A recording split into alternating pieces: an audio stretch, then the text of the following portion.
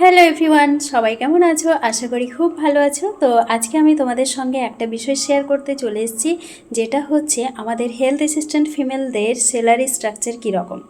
অনেকে হয়তো health assistant female কথাটা বুঝতে পারবে না। ব্যাপারটা হচ্ছে, আমরা যখন ট্রেনিং পিরিয়ডে থাকি, আমাদের ট্রেনিং সেশনের নাম কিন্তু ANMR, কিন্তু যখন আমরা ট্রেনিংয়ের পরে জয়েন করে যাই তখন আমাদের পোস্টের নাম হয় হেলথ অ্যাসিস্ট্যান্ট ফিমেল। তো হেলথ অ্যাসিস্ট্যান্ট ফিমেলদের স্যালারি স্ট্রাকচার কীরকম হয় এটা অনেকেরই জানার ইচ্ছে থাকে। আপকামিং ইয়ারে যে সমস্ত বোনেরা পরীক্ষা দেবে বা অনেক বাড়ির লোকেদেরও জানার ইচ্ছে থাকে আমাদের এএনএমদের স্যালারি কীরকম।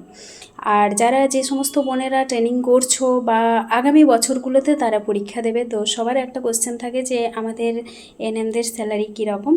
তো স্যালারি নিয়ে আজকে আমি একটু কথা বলবো।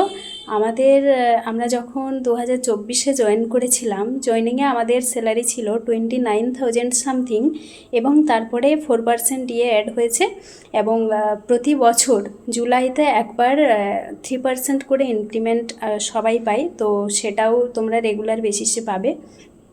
তো আপকামিং ইয়ারে যারা হচ্ছে এই বছর জয়েন করবে তারা কিন্তু যাদের জয়েনিং হয়ে গেছে, এরপরে আপকামিং ইয়ারে যাদের জয়েনিং হবে তারা কিন্তু 30,000 থেকে জয়েন করবে। এবং এই যে কারেন্ট ইয়ারে 2026-এ আবার 4% দিয়ে অ্যানাউন্সমেন্ট করা হয়েছিল, সেটা যখন অ্যাড হয়ে যাবে তখন কিন্তু তার নেক্সট ইয়ার থেকে যারা জয়েন করবে তারা 31,000 সামথিংয়ে জয়েন করবে। তো এটাই ছিল আমাদের স্যালারি স্ট্রাকচার।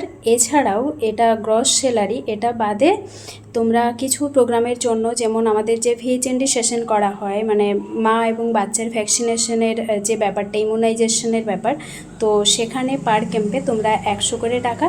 এবং এছাড়াও ইন্টারনেট রিচার্জ 3 মাস অন্তর একবার দেওয়া হয়। এছাড়াও PLI বলে একটা টাকা হয়, পারফরমেন্স বেসড ইনসেন্টিভ, তো সেখান থেকেও তোমরা কিছু টাকা পাবে।